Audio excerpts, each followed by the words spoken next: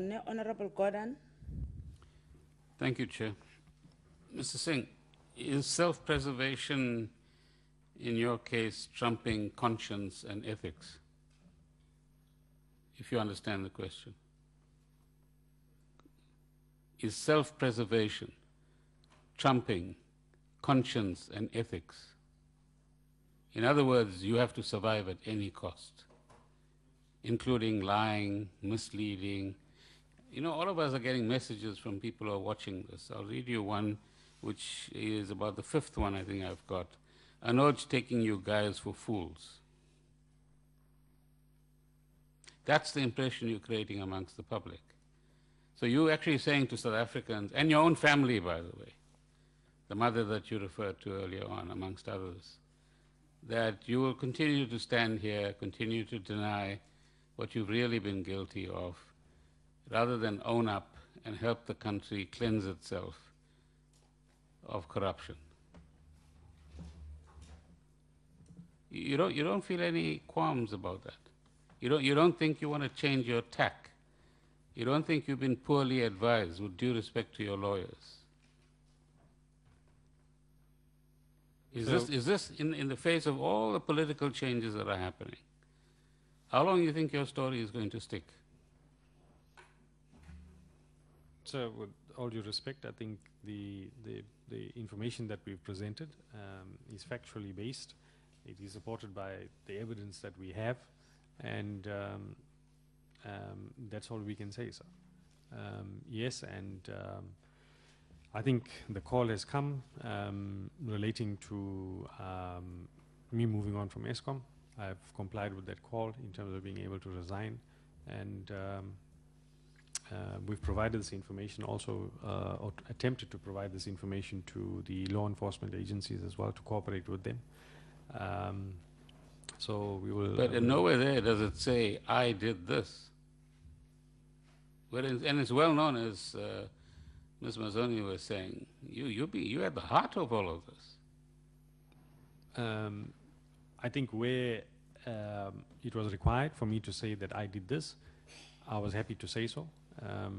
As I said before, if I did something wrong and there is a need for me to take accountability for that, I'm happy to do so. But where there is clear and unequivocal evidence of it not being in my area of responsibility, I've indicated that. Well, you barely took responsibility for anything. In normal business parlance, a big institution like Eskom, if you equate it to a corporate, the CEO and the CFO are the two key people in that entity. Nothing moves, even operationally or in strategy terms, without the CEO or CFO being a key participant in the process. For the last 6-7 hours, all we've heard from you is, I don't know, ask so-and-so, these are the facts, I don't have any other facts. You've only been in the job for 2.5 years and you can't remember anything. So I think with all due respect again, the one area that I said that it was difficult for me to respond to the questions was relating to the Horong transaction. The rest of the transactions that I was asked to prepare on, I think I've been able to provide a quite sufficient detail in terms of the analysis of the transactions that was requested. In terms of the areas that I said that were not in my area of responsibility, related primarily to the legal issues and the legal aspects of the transactions. And that's the only area that I've deferred to in terms of... Okay, I'll come back to these points in a moment, but let me, I mean, you're very familiar, I'm sure, with corporate governance rules and so on, but clarify for me, in effect, from January 6, 2016, you've been both CFO and the head of Treasury, effectively, because Ms. Henry resigned in January 2016, at your behest. Yes, she did resign. At your behest. Yes. There was a period of, a short period of time that I was acting and that Treasury reported to me directly, yes. But directly or otherwise, it still falls within the empire of the Chief Financial Officer. Well, when Ms. Henry was there, it also fell into the CFO's portfolio. right now, prior to your resignation and suspension? Well, let's put it this way. It's part of your portfolio of responsibilities. When Ms. Henry was there, it was part of the CFO's portfolio. When she left, it was part of the CFO's portfolio, and it still is part of the CFO's portfolio. That's all I was asking. So you can't say ask Treasury. Yes, You're asking Treasury is asking yourself in the mirror, I agree. effectively. But the whole evening you've been telling us ask Treasury. As if Treasury is some other foreign entity sitting in Dubai. I mean, there might well be a Treasury sitting there. That's a different matter. AS Global and all of that stuff. But we'll come back to that. So I think when I said we needed to consult Treasury, it was on the basis that they are the relevant subject matter specialists in that area. But ultimately, if you are the boss of finances in Eskom, the buck stops with you, as the saying goes. No, I agree. So you can't say, I don't know about major transactions. Sir, again, I would respectfully say that the Horong transaction was the only one that I said, if I had the opportunity to... We should have kept a checklist here on a board, and we've shown you how many crosses you would have made about the I don't knows, but that's a different matter. So,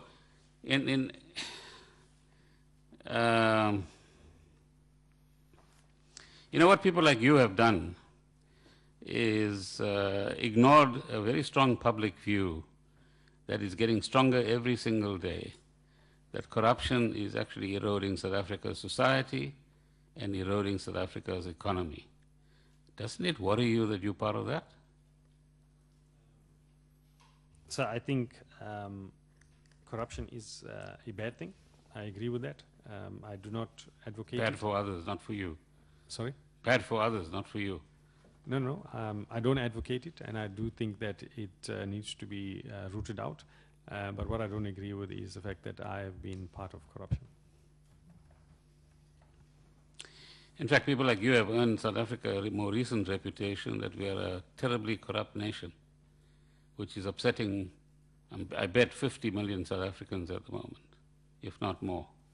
But just keep that as part of the conscience factor I mentioned earlier on. Now, in terms of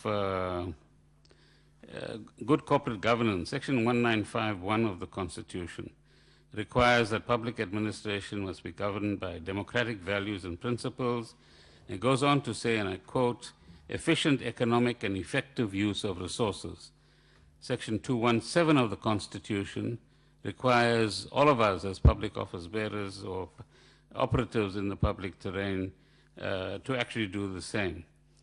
All the examples that we've talked about here, the bonuses to trillion for work barely done, the guarantees, the 600 million rands, more recently, you're probably going to say you don't know, but Tegeta's coal price, I believe, has been increased from 150 to 400 or thereabouts. The quality of coal, I think you call it the abrasiveness, where the limit is 450, has been increased to 600. This is first-hand knowledge I'm talking about now. Right? So much for, the same criteria applying to every single coal supplier. Do you think in your stay both in Transnet and in Eskom, you've complied with these parts of the Constitution? In my view, I think we have. There are, I guess, in Eskom as well as Transnet, there are robust processes that have been developed relating to PFMA compliance in Transnet specifically. So that's where you get 5 billion rands going to Hong Kong for the locomotives. That's the robust processes. That's the free bonus, am I right? To the Guptas and so on. I mean, we'll call you back for that. But if that's the robust process you're talking about, it's weaker than a blade of grass outside. So those are the procurement processes. Of course, as CFO, you knew nothing about that, am I right? You just donated 5 billion rands of South Africa's public money. The 5 billion rand, I'm not aware of, sir. You're not aware. All South Africans are aware that for every 50 million rand locomotive, or whatever the amount is, 20% is actually going into an account in Hong Kong. But you're not aware of it. No, sir. Okay, at least we understand what your criteria for robustness is. Now, if I put it to you that you've actually been, and you've admitted to others that you're a director of Eskom until you left, that you're actually a delinquent director, you should be charged for that. And in terms of the Companies Act, a delinquent director is somebody who's grossly abused the position of a director, took personal advantage of information or an opportunity contrary to Section 76, 2, intentionally or by gross negligence inflicted harm upon the company or a subsidiary of the company, and acted in a manner that amounted to gross negligence, willful misconduct, or breach of trust in relation to the performance of the director's functions within and duties to the company. You're aware that you are a delinquent director? So I dispute that I'm a delinquent director. Oh, okay. Why? Because in each of the transactions that we've undertaken, we've demonstrated value to the organization. I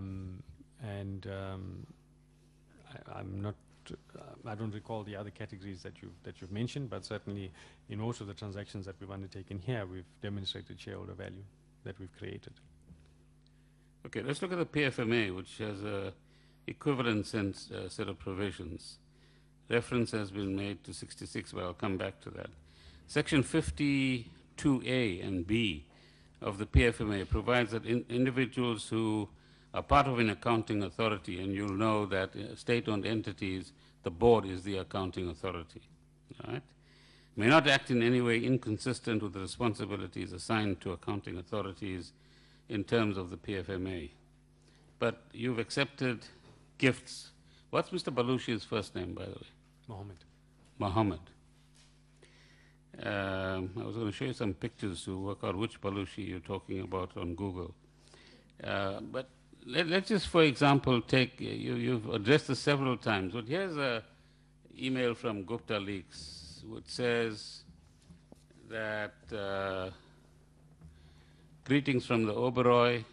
It's directed to, or it's from Oberoi Hotels, directed to somebody called Sanjay Grover. Do you know Sanjay Grover? No, sir. Of course you wouldn't. Then this email from Sanjay Grover says, it's the 26th of December 2015 at 13:50. It says, forward bills for Mr. Anoj Singh. And this is sent to Anshu Chawla.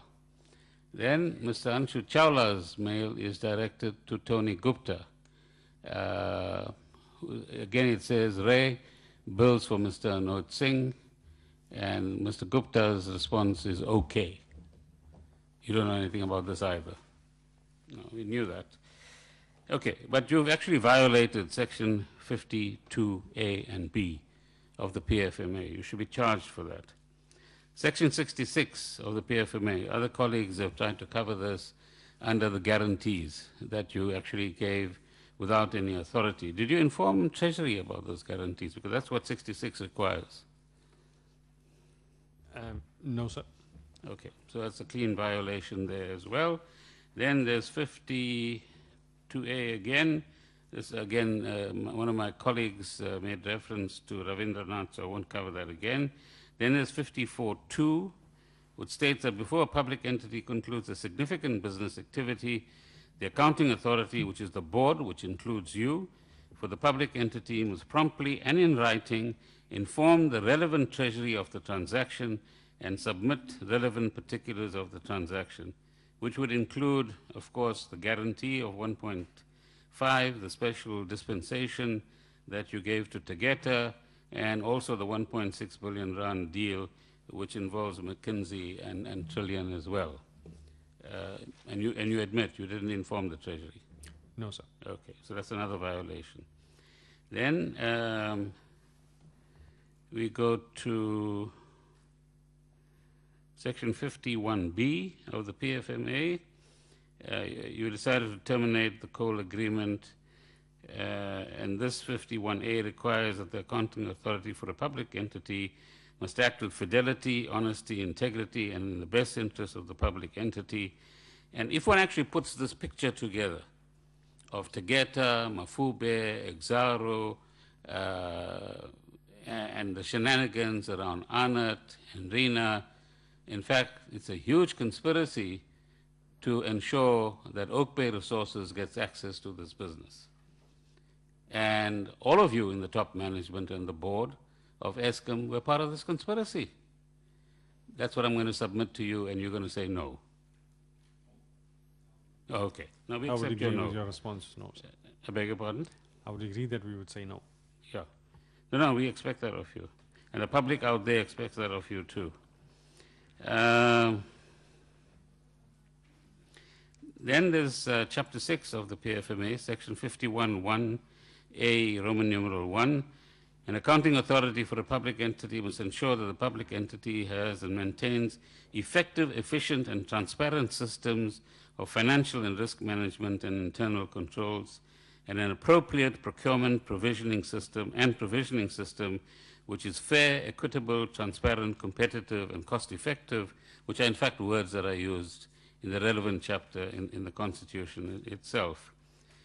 All of what we've heard here, I want to put to you, is that very little cognizance was taken of this in respect of McKinsey Trillion. You admitted that Trillion was paid directly, am I right, by Eskom and its finance department without any contract existing. And similarly, I'm sure there's a lot of underhand deals that are going on that we don't even know about at this point in time. So there's a whole lot of other sections of the PFMA that in terms of the evidence before us, you've actually violated as well. And I think the committee will have to make up its mind about how it makes recommendations to the relevant prosecuting authorities in terms of this. Now, you made a number of references, again, in the governance submissions that you made, that to the BTC. But the BTC, am I right, is a subcommittee of the board. That's correct, sir. And therefore, it reports its activities to the board. That is correct. So any decisions taken at a BTC level ultimately are either noted, accepted, or amended at a board level. I think, sir, the minutes of the particular meetings are attached to the board meetings. But for their noting, Yes, for a start. For their noting. So if some board member is diligent enough and picks up something that's, for example, a violation of the PFMA and brings it to the notice of the board, if it had the right kind of integrity, they would intervene in that, sure. sort of situation. Yes. So all your references to the BTC, where you say that you didn't attend this meeting or the other meeting, it's actually quite irrelevant, because as a member of the board, you have all those minutes, as you just pointed out. So technically, you're aware of everything that goes on in the BTC through its minutes, whether you were at the meeting or not. Subsequent to the event, sir. Yeah. Yes. But even if it's a serious, again, violation, and if all things were equal, you would act in the right kind of way. So I want to, in terms of governance, Chair, round up by saying that in fact, Mr. Singh and people like him should in fact be declared delinquent directors, should not hold board positions anywhere in any company in South Africa, and have a lot to answer for to the State Capture Commission when Deputy Chief Justice Zondi begins his processes. Let me then move to the famous family. Did I hear you correctly saying earlier that you encountered one of the Gupta brothers in the lobby of the Oberoi Hotel? No, sir. I said that I may have met them in passing in the Oberoi Hotel. That's strange, because at the time you were at the Oberoi, the one instance, which was the 17th to the 24th of December 2015, Atul Gupta was there at the time. Varun Gupta was there for part of that time. And let me see, according to my records, Tony Gupta was there part of the time. Ronika Raghavan was there. Duduzani Zuma was there. Little before you, Mr. Zwane was there. And then there's a long list. Mr. Van Rooyen, Mr. Moyane, Mr. Gift Makashule, Mr. Tato Makashule, Kim Davids, who's been in the news recently. Then in January, Mr. Mancha, Mr. Koko, and Mr. Siabonga Gama, according to information that I have. And it must be a really big hotel because you didn't encounter any of these people in the breakfast room, dinner room, massage room, because we had massages there, according to the bills. No, sir. I did No. not. Yeah, fascinating. Absolutely fascinating. Now, this guarantee of 1.6 billion rand to Tegeta, just remind us, what was the purpose of the guarantee? The purpose of the guarantee was to ensure that we secured the coal from Tegeta during the period that that Tegeta required to fulfill the substantive conditions. Now, it's quite a coincidence that at the time when you were considering the guarantee, according to Mr. Marsden, the business rescue gentleman who appeared before us last year, I think on the 1st of November or thereabouts, said that the selling price of the Optimum coal mine was 2.15 billion, that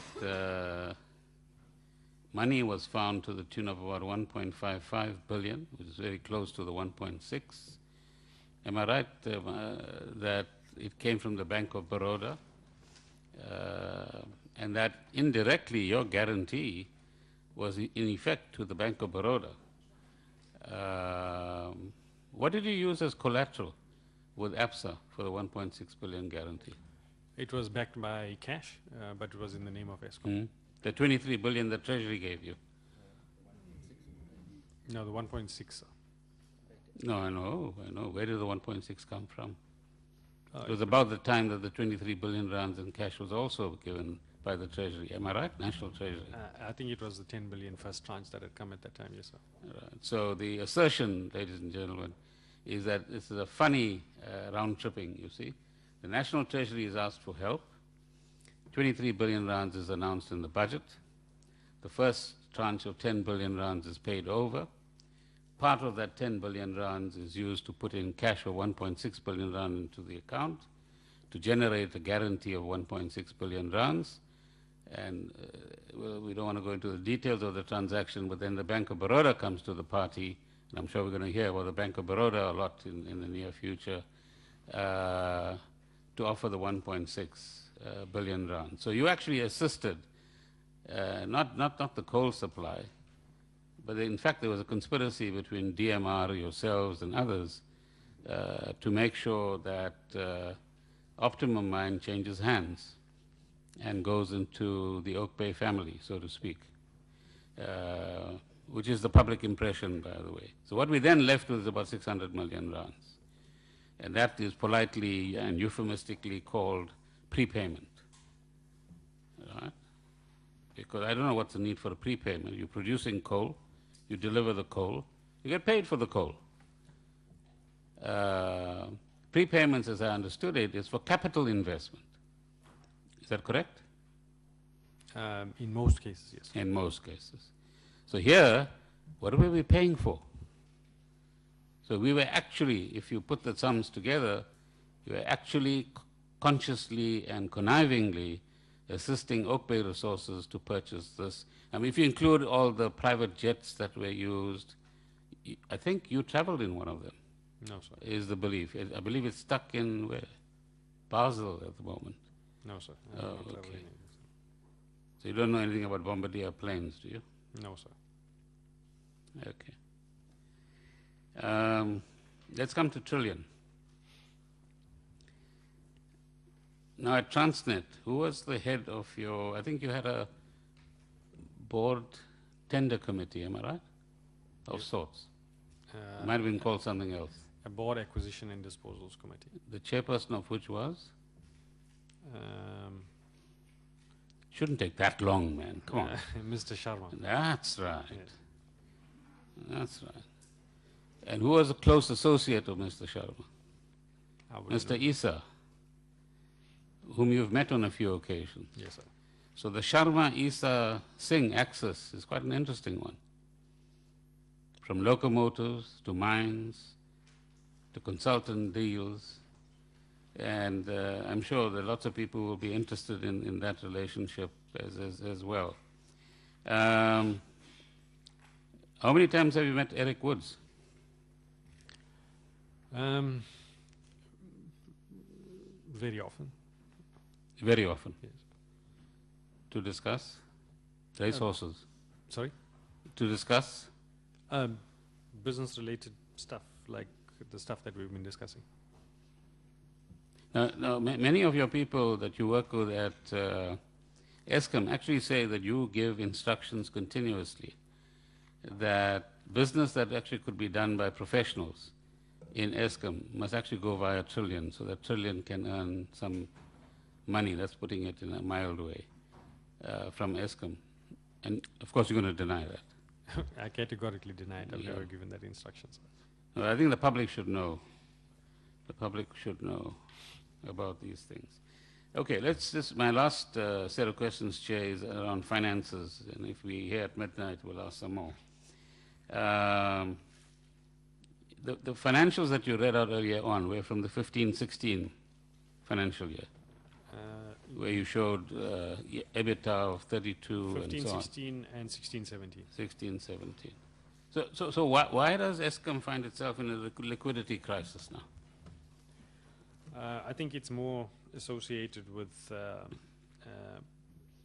the, let's call it, issues relating to state capture, corruption, and so on and so forth. It's Which are lies anyway, so what's the problem? well, I think it's more the issue around perception rather than the... So it's all perception. No, I'm not saying that, sir.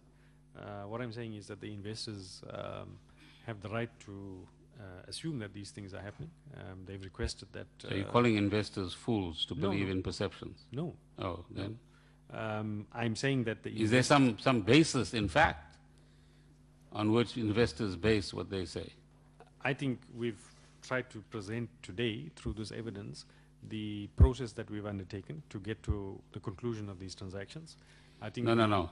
The question, Chair, is there any basis, in fact, in the idea or practice of state capture that investors are, in fact, taking note of? I think they are. Or is it all fiction? No. I think they are taking note of all of these things that are happening, and they quite rightly so. In Eskom? In Eskom and in the country. But you just said there's nothing happening in Eskom. No, I said the perception of... No, that's what I'm asking you. Now, let's be clear. You mean the investors that you go on roadshows and meet? I'm sure they're all keen to hear your answer about how you evaluate your interactions with them. I've had many, as you know, myself. So, are you saying that those investors don't know what they're talking about? No, sir. Are they believing falsifications about what's happening in Eskom, and that in fact there's no basis to believe that corruption and state capture is a major factor in Eskom? No, sir, I am not saying that, sir. What are you saying? I am saying that they have the right to believe those perceptions. No. Are there facts, not perceptions? Are there facts on which they are basing what they're saying? I haven't engaged with them directly on any of these matters, sir. The last time I engaged with any of the investors was probably before July. In March 2016, I met PIMCO representatives in London. And the one thing they said to us clearly, we might buy other bonds in South Africa, corporate and government. We will never buy Eskom bonds. That's March 2016. But that, as you call it, that's fiction. No. PIMCO doesn't know what it's talking about. No, I wouldn't The say largest bondholder in the world doesn't know what it's talking about. I wouldn't Only say that. Anoj Singh knows what he's talking about.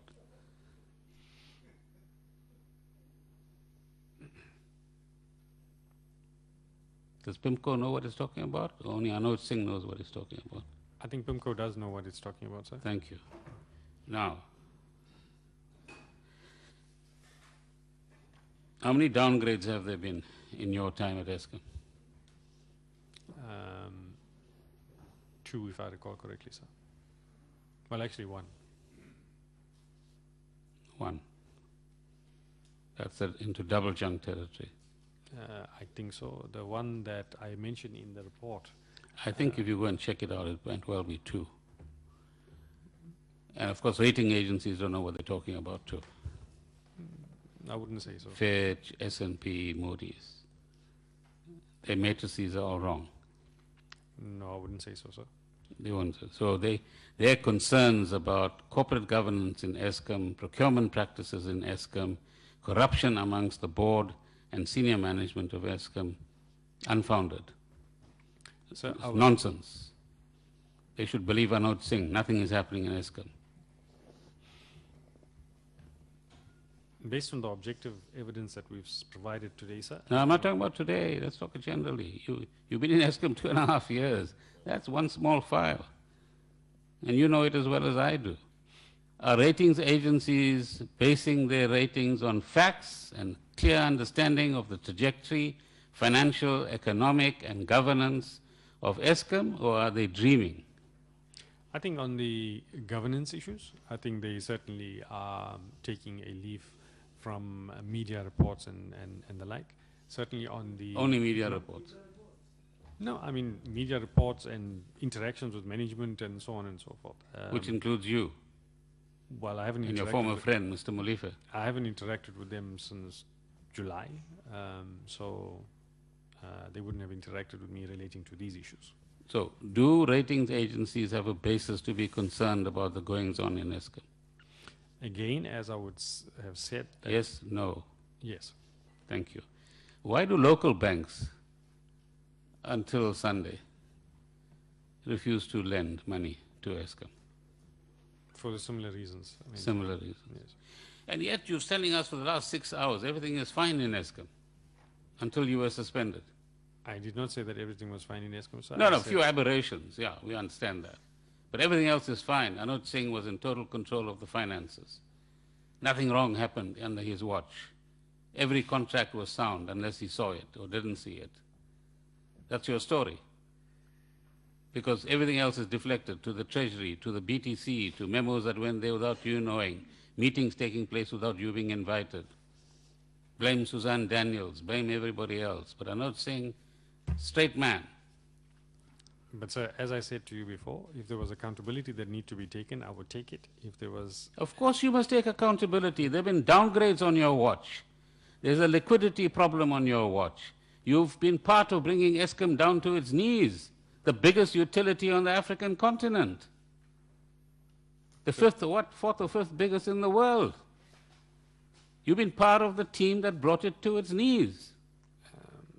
Sir, I think I demonstrated that in the 2 years that we were there, we certainly improved the liquidity, we improved the profitability. Improved where? You went up like that and came down very fast. Sir, coming down was... nothing to do with Anoj Singh. Well, I was suspended on the 31st of July, 2017. That's a couple of months ago. Yeah. Between friends, you know what I mean. Not that we're friends, just in case we misunderstand each other. So we have a liquidity problem, we have a confidence from investors, people wouldn't buy your bonds, and I'm sure the Deputy President of the country didn't encourage the kind of changes we've now seen in the board and so on, just because somebody had the perception that something is happening wrong. Eh? You must be genuinely concerned. But you still, as Anoj Singh, don't want to make any concessions to us that X and Y was corrupt in South Africa, in Eskom, that A and B were wrong governance practices, that many of the members of the board from 2011 were in fact captured. So if no concessions. If that was in my direct knowledge, I would have responded. You're just going to encourage more people to send SMSs to all of us now. You see? You should get a video of your evidence here today and your interactions with us and ask yourself, is this really you? Is this really you? I mean, you are literally taking us for fools.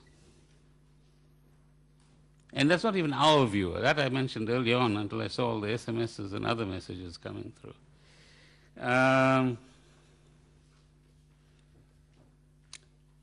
What does it mean to have a going concern problem as far as auditors are concerned? Explain to the public that's watching. You should be able to meet your liabilities for the foreseeable future, which in the auditor's terms is probably around 18 months. Around, sorry? 18 months. 18 months. Yes. So by the end of this financial year, what is required to be declared a going concern, from your knowledge? I think we would have probably needed to secure at least around 50% of the funding, which is around 60 billion per year. I would think around 30 billion. So the immediate need seems to be in the area of 10. And by the end, ladies and gentlemen, of this financial year, or the new one, 18-19, it's going to amount to 40 billion rands. And yet we say, for the last 6-7 hours, under your watch, everything should actually be awarded a Nobel Prize. Thank you, Chair. Thank you, Honorable Gordhan.